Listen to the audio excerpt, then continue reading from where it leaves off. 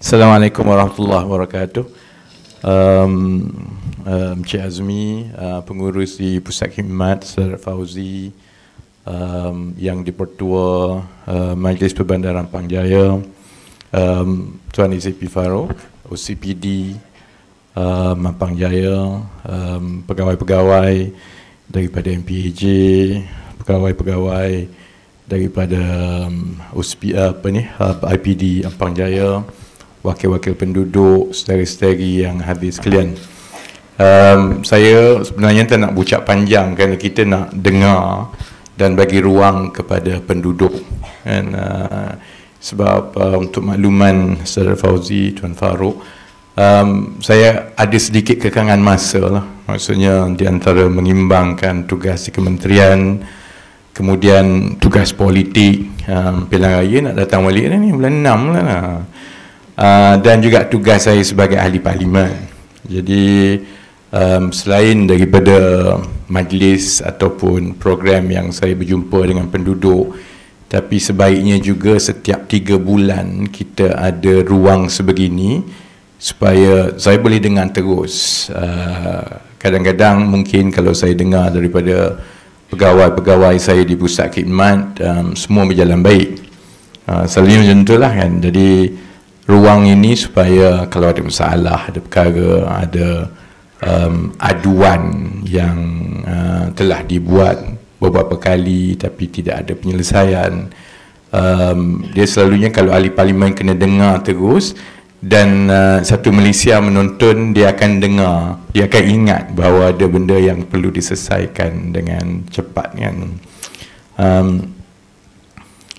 Dari segi kekangan masa lah, saya minta maaf sebab kita kena malam Jumaat, tapi kita memang begitulah. Maksudnya masa saya pada waktu siang itu dia masuk pejabat dan juga perkara-perkara lain di peringkat kerajaan. Jadi saya cuba sesuaikan supaya masa saya itu di sebelah malam dan juga di sebelah hujung minggu, hari Sabtu dan Ahad. Setiap 3 bulan sekali insya-Allah kita akan ada sesi terbuka begini. Kalau marah jangan teruk sangatlah. Dah lah jumpa 3 bulan sekali kan. Lama-lama lepas 2 kali jumpa saya dia jadi makin lama, makin panjang kan. Tapi saya sedia mendengar, dan saya pernah jadi ahli parlimen dulu. Masalah jadi ahli parlimen ni, kalau kita jarang bagi ruang terbuka begini, dia sangat mudah untuk kita lama-lama hilang saja. Sebab pilihan raya hanya sekali 5 tahun. Jadi sebab itu dia lebih penting kepada saya sebagai peringatan. Kalau setiap 3 bulan sekali saya secara terbuka kena mendengar begini, dalam senarai apa yang saya perlu buat itu, insya-Allah checklist itu mana yang perlu saya follow up dengan pihak-pihak berkuasa, mana yang perlu kalau saya berurusan dengan pihak kementerian dan yang lain, itu paling kurang saya boleh ambil tindakan dari semasa ke semasa supaya saya tidak hanyut dengan tugas di kementerian. Sebab itu saya beritahu kepada pegawai-pegawai, kepada pasukan saya dan juga pegawai di kementerian, bila saya datang ke Pandan, saya datang sebagai ahli parlimen Pandan, saya tak datang sebagai menteri. Jadi semua protokol kementerian, semua, jangan kacau orang kementerian dalam tugas saya sebagai ahli parlimen. Sebab di Pandan, saya sebagai ahli parlimen, bosnya adalah saudara-saudari. Saya dipilih untuk berkhidmat kan. Jadi kalau saya kurang selesa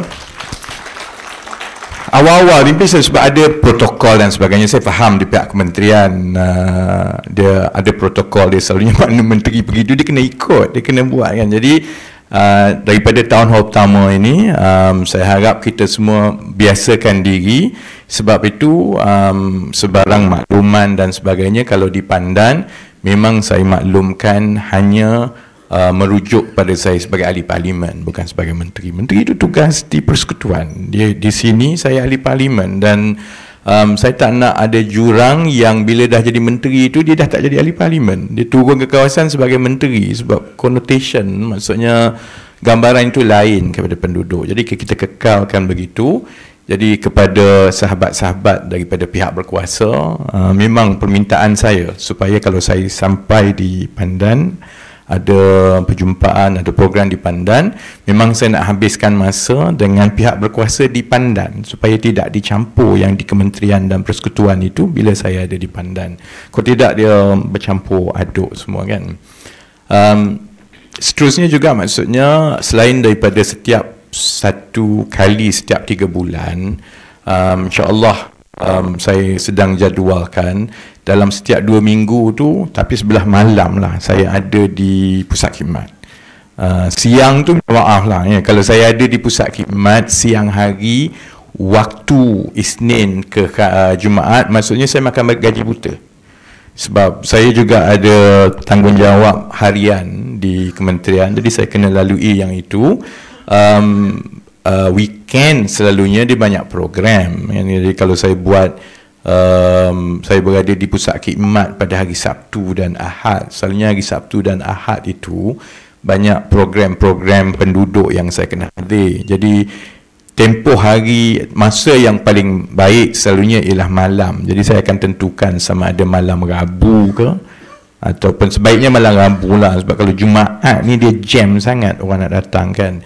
Jadi apa-apa masalah ataupun aduan ataupun perkara, sebenarnya tak perlu tunggu untuk berjumpa saya semata-mata, kerana pegawai saya dan juga pegawai-pegawai di jabatan-jabatan kerajaan, mereka ada sepanjang masa, dan pegawai saya memang ada tiap-tiap hari, dan setiap perkara yang diadukan itu memang dihantar kepada saya. Saya semak, saya akan tengok dan mana yang saya boleh bagi arahan terus, mana yang saya boleh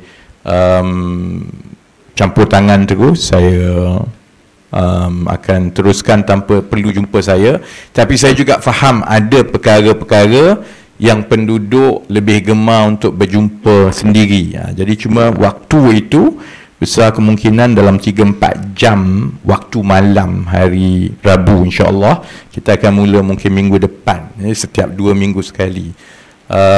Jadi itu memastikan bahawa akses kepada saya sebagai ahli parlimen itu ada secara berkala, selain daripada jumpa saya di program-program dan jemputan yang dibuat oleh penduduk kan. Dan tujuan juga, salah satu tujuan malam ini, dan kita nak biasakan supaya setiap 3 bulan sekali kita ada forum sebegini, ialah kalau penggal, maksudnya dalam bulan Januari ini dia peruntukan itu dia bermula balik. Ahli parlimen ada peruntukan, you know. Cuma saya tak nak sebut berapa lah sebab kena potong banyak. Pusat khidmat saya tak tahu lagi berapa banyak peruntukan dipotong, kerana kita, yalah, kerajaan sekarang cuba untuk jimatkan mana yang boleh jimat. Jadi perkara pertama yang dijimatkan ialah peruntukan kepada ahli parlimen. Jadi kita cuba usahakan dalam ruang yang kita ada. Tapi saya perhatikanlah, dan kalau tidak berhati-hati, setiap tahun bermula Januari sampai Disember, setiap parlimen tu ada peruntukan kepada ahli parlimen. Tak banyaklah, 1-2 juta kan. Kalau tidak berhati-hati, selalunya peruntukan tu dia buat majlis lah, banyaklah. Pusat khidmat buat majlis, makan sana, makan sini, makan sana kan. Jadi saya nak menguruskan dengan lebih teratur, dan kita nak pastikan perbelanjaan itu diagihkan dengan secara lebih tersusun kepada penduduk-penduduk kan. Jadi sebab itu yang malam ini penting, supaya itu yang kita jemput jawatan kuasa masjid, jawatan kuasa kuil, gereja, jawatan kuasa KRT, wakil-wakil penduduk, supaya kalau ada rancangan untuk buat apa ataupun permintaan untuk sumbangan dan bantuan, hantar awal sekarang supaya kami boleh nampak berapa banyak dan kami boleh susun, dan saya boleh tengok berapa banyak yang saya kena raise daripada fundraising dan sebagainya. Jadi itu membolehkan kami menguruskan peruntukan parlimen itu dengan lebih banyak. Kalau tidak, selalunya terlebih belanja, terkurang belanja. Ada orang yang lambat hantar, nanti masa itu pusat khidmat jawab peruntukan dah tak ada kan. Jadi lebih awal kita dapat melihat, lebih baik untuk saya boleh susun untuk satu masa, 1 tahun. Biarlah saya lebih bernasib baik kali ini kerana Pakatan Harapan dalam Kerajaan Persekutuan, walaupun tidak ada peruntukan khusus sebab dalam kerajaan selain daripada peruntukan yang diberikan sebagai ahli parlimen, tetapi saya boleh merayu, meminta, menguruskan dengan peruntukan jabatan-jabatan dan kementerian-kementerian, terutamanya yang bersabit dengan perkara infrastruktur. Pegawai-pegawai polis duk tengok kat saya. Saya memang betul lah dari segi itu, sebab kementerian saya, Kementerian Ekonomi. Kementerian Ekonomi bertanggungjawab untuk menguruskan perbelanjaan pembangunan negara. Jadi setiap tahun ada belanjawan yang belanja mengurus itu untuk bayar gaji dan sebagainya. Dia ada juga belanja pembangunan, maksudnya infrastruktur dan sebagainya. Jadi saya adalah pengaruh di situ. Sebab itu saya minta daripada yang utama, dia ada banyak tempat kosong lagi yang berdiri kat belakang. Pengsan nanti saya sering bercakap 3 jam. Ada banyak tempat kosong lagi kat depan ni yang berdiri kat belakang kan. Dari segi itu, sebab itu kita buat di awal tahun ini supaya kalau contohnya ada permintaan, saya tengok tadi Saudara Fauzi dah bagi senarai, sebab kita pun dah buka supaya penduduk boleh hantar permintaan ataupun cadangan-cadangan kalau ada yang berbentuk infrastruktur tu dekat mana nak buat. Biasalah orang akan minta lebar jalan, lebar longkang, tu tapi kalau kita boleh selesaikan di peringkat awal tahun, itu membantu saya untuk merancang kan, supaya peruntukan itu tak berada di bawah kementerian saya, dia di bawah Kementerian Kerja Raya lah, Kementerian Pendidikan lah, Kementerian Dalam Negeri lah, KPKT kalau bomba, kawan-kawan bomba dia berada di bawah KPKT. Kalau MPAJ ada yang itu, dia pun di bawah KPKT. Jadi sebenarnya di bawah peruntukan kementerian lain-lain.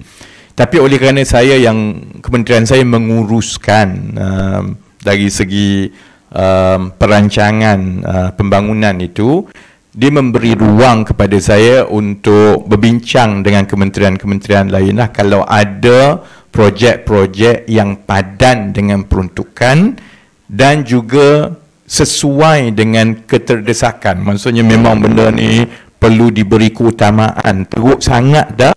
Jadi itu bagi ruang kepada saya untuk merancang dengan lebih awal kan? Sebab saya juga perlukan pemahaman daripada penduduk, daripada sahabat-sahabat di jabatan-jabatan yang membantu memberi khidmat kepada rakyat di sini.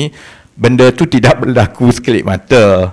Maksudnya kita perlu, contohnya saya tahu kalau kat Taman Seraya, dia selalu isu tentang budak-budak sekolah nak melintas jalan sebab jalan tu besar kan. Jadi sekolah sebelah kanan, jalan tu besar. Saya tahu daripada dulu orang akan sebut boleh tak buat jantas begini dan sebagainya. Perancangan dan kelulusan dan pelaksanaan tu ambil sedikit masa. Dia bukannya kita kata kita nak lebarkan jalan, esok jalan tu jadi lebar kan. Jadi lebih cepat kita boleh tengok gambaran keseluruhan, lebih mudah untuk kita menguruskan proses ke arah itu. Kadang-kadang peruntukan mungkin tidak cukup tahun ini, kita boleh cuba buat tahun depan dan sebagainya, tapi paling kurang lebih awal saya tahu, lebih mudah untuk saya merancang dan menguruskan. Jadi itu sebenarnya tujuan kita pada malam ini. Saya tahu ada perkara-perkara berbangkit tentang pembinaan MRT, saya tahu tentang kebimbangan mengenai beberapa cerun di dalam kawasan Pandan yang dibimbangi oleh penduduk kan. Jadi saya buka seluas-luasnya ruang dan mana yang saya boleh bantu dan saya boleh selaraskan kita pun ada ramai ahli majlis pada malam ini, dan itu akan menyediakan satu senarai untuk saya ambil tindakan daripada satu masa ke satu masa. Jadi gunakan ruang ini dengan sebaiknya. Kita akan menerima cadangan dan juga permohonan daripada, janganlah minta buat kompleks harga 2 bilion kat sini, memang tak dapat lah kan. Tapi saya faham ada juga perkara-perkara infrastruktur yang kita boleh pertimbangkan di dalam kawasan masing-masing. Jadi saya harap kita akan teruskan daripada setiap 3 bulan begini, dan selain itu saya berharap dari semasa ke semasa kita boleh berjumpa setiap 2 minggu semasa saya berada di pusat khidmat sebelah malam, dan juga insya-Allah di kesempatan-kesempatan lain semasa saya ada program dan berjumpa dengan penduduk. Selain daripada waktu malam setiap 2 minggu, saya juga selalunya akan berada di kawasan-kawasan pasar pada hujung minggu. Kerana untuk masyarakat Tionghoa contohnya, selalunya yang mereka selalu hadir dan paling ramai ialah di kawasan pasar pagi.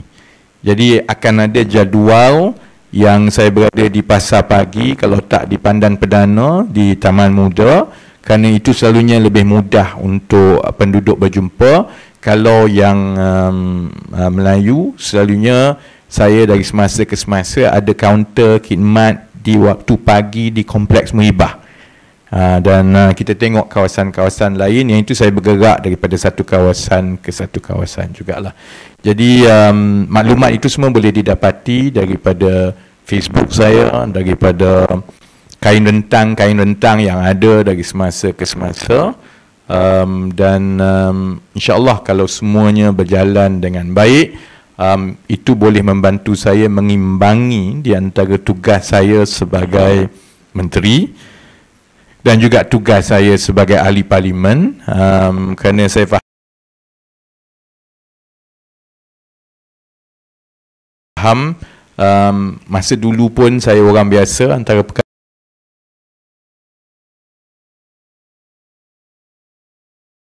yang saya paling menyampah ialah ahli parlimen timbul 3 bulan sebelum pilihan raya.